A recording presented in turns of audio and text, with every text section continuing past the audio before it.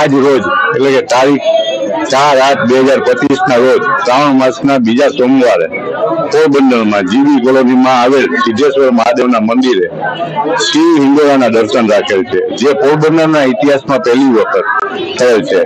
આજ દિવસ સુધી કોઈ દિવસ શિવ હિંડોળાના દર્શન કોઈ મંદિરમાં કે કોઈ જગ્યાએ થયેલ નથી અને સિદ્ધેશ્વર મંદિરે દર સોમવારે એટલે કે શ્રાવણ માસના દર સોમવારે અલગ અલગ દર્શન અને પ્રસાદીનું આયોજન કરેલું છે।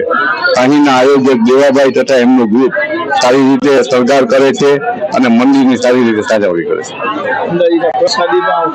અહીં 1500 થી 2000 લોકો દર સોમવારે પ્રસાદીનો લાભ લે છે અને અલગ અલગ પ્રસાદી રાખવામાં આવે છે।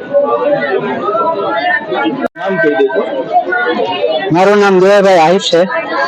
છેલ્લા 20 વર્ષથી આ 25 વર્ષથી આ મંદિરના પ્રાણ પ્રતિષ્ઠા કરીને મંદિર ઉભું કરવામાં આવ્યું ત્યારથી 6 વર્ષથી મારા હાથમાં હેન્ડલિંગ આવ્યું છે। ત્યારથી આ બધા આયોજન પર હું તો 20 વર્ષથી સેવા આપું છું મંદિરમાં, પણ પ્રવીણભાઈનો ખૂબ ખૂબ આભાર માનું છું। સિદ્ધેશ્વર મિત્ર મંડળ પણ ખૂબ ખૂબ આભાર માને છે કે તેનો આટલો સાથ અને સહકાર આ સિદ્ધેશ્વર મહાદેવ મંદિરને અને સિદ્ધેશ્વર મિત્ર મંડળને આટલો સપોર્ટ કરે છે, એટલે એના સપોર્ટથી આ બધું કાર્ય શક્ય બની શકે છે। અને આની અંદર આજે જે હિંડોળાના દર્શન આપ્યા છે એ મેં મારા હાથે, હું પોતે ખુદ બધું આયોજન કરું છું અને મારા હાથે જ બધો શણગાર કરું છું। અને આ ઇતિહાસની અંદરમાં પહેલી વખત મેં હજી સુધીમાં ક્યાં આવા હિંડોળા દર્શન નથી જોયા। શિવના દર્શન ઘણા બધા જોયા છે પણ આવા ક્યારેય નથી જોયા। એટલે મેં પ્રવીણભાઈને કીધું, મેં કીધું મારે કંઈક અલગ કરવું છે। એટલે એને તો જોકે મને સપોર્ટ જ છે કે તારે જે કરવું હોય તું ગમે ત્યારે કરી શકે છે। એનો હું ખૂબ ખૂબ આભાર માનું છું। અમારા મિત્ર મંડળ તરફથી પણ હું એનો આભાર માનું છું।